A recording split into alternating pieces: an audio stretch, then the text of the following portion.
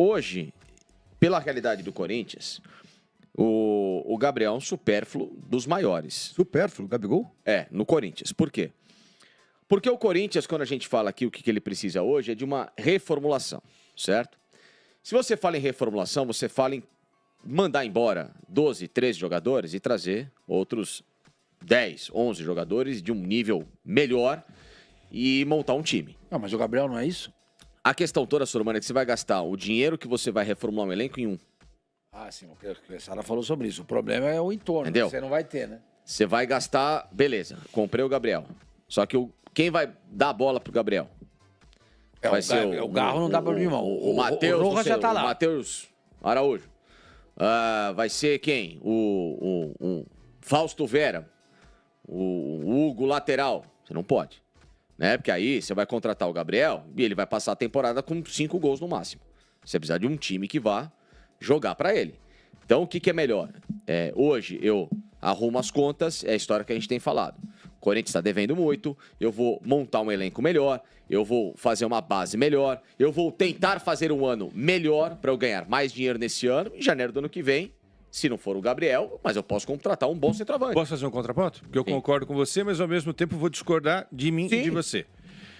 Precisa ter o entorno para criar para o Gabigol, verdade. Mas também não adianta ter o entorno e não ter para quem decidir. Mas aí é a história do cobertor curto. Então, mas entendeu? aí é que tá. Eu prefiro arriscar e trazer o Gabigol. E porque a chance do Corinthians ganhar uma Copa do Brasil ou qualquer coisa com o Gabigol é maior do que ganhar com o Yuri e com o Pedro Raul. Gabigol faz Clubes dinheiro. arriscam, não adianta. Se os clubes não arriscarem... Você vê, o Flamengo precisaria contratar gente? O elenco que tem já é suficiente. Não, vai lá e contrata. E fez o uma Palmeiras reformulação. precisa? Vai contratar. A questão é que o Flamengo teve Futebol uma é grana. diferente, cara. Futebol é diferente. Lele, a questão é que o Flamengo... Vou encerrar. O Flamengo teve uma grana e contratou 8 bons de uma vez só. Pum, aí ele montou um time. Aí depois, dali pra frente, ele administra. Exato. O que eu quero falar é o seguinte. O time que tá jogando hoje. Cássio, já tava lá. Fagner, já tava lá. Torres, chegou. Caetano, já tava lá. Gustavo Henrique, vai. Gustavo Henrique. Chegou. Chegou a custo zero. Tudo bem, tem luva, tal, mas Não precisou pagar. era o dinheiro que ia pagar pro Veríssimo, tá pagando pro outro lá. Então, elas puderam. Mas chegou o Félix Torres. Lateral esquerdo é o Hugo. Hugo. Chegou agora. Palácios também chegou agora. Tá. Esses dois você não precisava contratar. Não. Porque tinha lá o Bidu. Palácios de Hugo e Bidu, pra mim, é tudo bem, tudo igual. No máximo, contrata um deles. No máximo. Dois não precisa. Aí, qual é o meio campo? O Ranieri, esse chegou. Quanto o Corinthians pagou por ele? Peraí. Eu tenho anotado aqui, peraí. Tá, Ranieri. Eu não lembro tudo de Maicon, já tava lá. Rojas estava lá. Rojas estava lá. O Garro chegou. O ataque, você tem Gabriel. Romero já estava lá. Mosquito já estava lá. O Wesley é base. 3 jogadores. Gabriel, que você falou? Não, é Yuri Alberto, né? Não. Gabriel. Quando o Gabriel. Se chegasse o Gabriel. Mosquito já estava lá? Já estava. O Corinthians teria que gastar, para ter o Gabriel, hoje, ele teria que ter contratado o Félix Torres. Não estou contratando, falando do Gustavo Henrique, zagueiro, que é o dinheiro do Veríssimo. Esse lateral esquerdo não teria contratado. Então, Félix Torres, o Ranieri, o Garro. 3. E o Gabriel. Uma boa reformulação. Sim, mas ao mesmo São tempo... 4 jogadores novos. Desculpa, 2,5 de euros, tá? Ranieri. Que é uma grana considerável. 10 milhões. Mas custa, né? Isso que o senhor Mani falou é interessante. 10 milhões. O time é prática... A gente falou isso daqui. É incrível, mas, pô, se você monta o time com Cássio, Fagner, Caetano, você manteve uma base da defesa. Maicon, mais do mesmo. Romero, é o mesmo. Yuri, o mesmo. Rojas, que estava titular até a chegada do Garro aí. E o Wesley. Quer dizer, é praticamente... Será que não é melhor inserir o Gabigol nessa história? É isso que eu tô falando. Mexeu, mas na verdade... É isso. Mas eu acho que muitos desses caras são insuficientes, entendeu? Quem pagaria o que o Gabigol está exigindo para renovar com o Flamengo hoje? O Corinthians. Kessara, pagaria aquilo. Você acha que é pertinente pagar aquilo? Eu sei que é loucura, é maluquice, mas quem deve 1 bi 600 vai dever 1 bi 700. Um dia pode fechar, pode fechar, mas não é isso que vai impedir que o Corinthians contrate o jogador. Tanto é que se não fosse assim, não teria contratado toda essa gente, até porque o dinheiro do Moscardo ainda não entrou. O dinheiro do Moscardo ainda vai entrar. Mas o Rosalá falou que e o dinheiro desses caras já está saindo já. Esse dinheiro desses caras já está saindo. Mas ele falou que isso aqui vai ser pago com a venda do Moscardo. Mas é aquela história, vai pagando lá na frente, né? E tem as dívidas de curto prazo, né, cara? O Corinthians vai precisar pagar eu acho isso. assim, o Corinthians tem duas opções. Ou ele fecha... Não, é verdade, gente. Ou ele fecha... Ou ele... Porque tá louco. Não, porque se ele não construir um time, gente, o que é pior? Ir para a segunda divisão? Ou tentar se endividar um pouquinho mais e tentar ganhar uma Copa do Brasil? É só ser pés no chão, só ser realista e entender. Mas não tem como ser pés no chão. Não tem como. Você precisa. Mas não tem, mas tem que ser um pouco louco. Se você Por que não for o Flamengo louco, foi pés no chão? Tem sido pouco louco há no mínimo 10 anos. Olha como é que tá a situação. Não, aliás, não tem sido pouco louco, tem sido muito louco. Então, mas, por exemplo, se tivesse um elenco um pouquinho melhor montado ano passado, poderia ter sonhado com a Copa do Brasil. Esse pouco louco quebrou o Corinthians. Quebrou o Corinthians.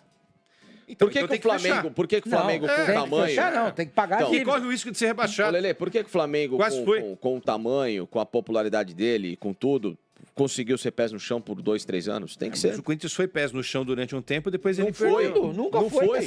No início da gestão... Qual gestão? Dessa renovação e transparência, o Corinthians... tinha uma dívida de 200 milhões. Ele foi pés no chão, caiu. E arrecadava... Não, depois de cair, depois de voltar. Tinha 200 milhões de dívida e tinha lá 250 de receitas.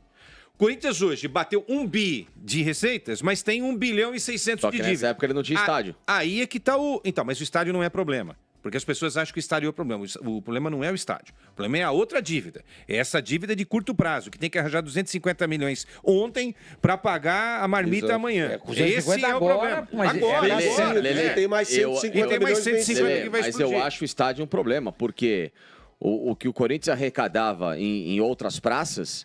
Ele só usava pro futebol. Hoje o que ele arrecada... Não, hoje continua. Voltou a ser só futebol. Não. Gente, o melhor ano do Corinthians no Pacaembu deu míseros 16 milhões de reais pro Corinthians. É dinheiro de pinga. Sim. Desculpa, é dinheiro de pinga, não pagam palácios. Só que era melhor, não só que era melhor você ter 16 milhões. Desculpa, Facinca. Só que você não tinha que ter. O estádio do Corinthians faz mais de 100 milhões por ano, só de camarote a quanto que ele, mas, tá bom, mas quanto que ele tá tirando desse dinheiro? Não, mas o estádio futebol? Paga o estádio. Mas 16 milhões não ajudavam nada o futebol, isso que eu tô dizendo. Então fica elas por elas. Mas você não tinha outro gasto. Não, mas os gastos são os mesmos. Porque o Corinthians agora tá colocando dinheiro até do bolso para corromper essa história do estádio. Você tá falando, para não parecer que nós somos loucos. O Corinthians tinha 16 milhões de reais no melhor ano no Pacaembu. Tá pagando tudo que tinha que pagar, 16 milhões sobravam lá. Tá? Qual era o preço do ingresso? Exato, porque sabe, hoje são 10 anos de diferença. Tudo bem, mas eu tô falando que o Corinthians não precisa do dinheiro do estádio, porque não precisava do dinheiro do estádio antes. Já não precisava na época. Isso é outra história. O Corinthians tem outras fontes de renda, o Corinthians tem o dinheiro da TV. O Corinthians não pode reclamar, o Corinthians é um dos queridinhos da Globo. O Corinthians não pode ter dinheiro. Tem patrocínio. Se vai pagar ou não é outra história, eu não vou zicar aqui.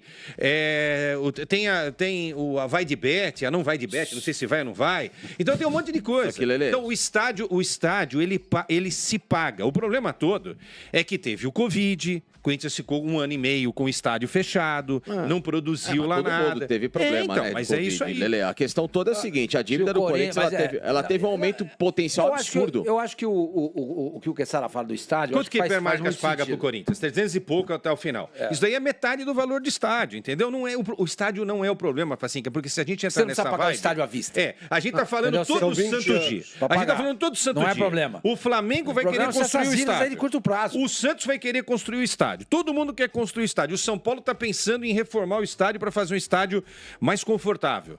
O estádio do Corinthians não pode ser um problema para ele, pô. Mas não é um problema para ele. O molde que foi feito, o estádio do Corinthians, é diferente do Palmeiras, do que vai fazer o Santos. É do jeito lá, tem 20 anos para pagar. E do São Paulo, que é reformar o dele. É diferente.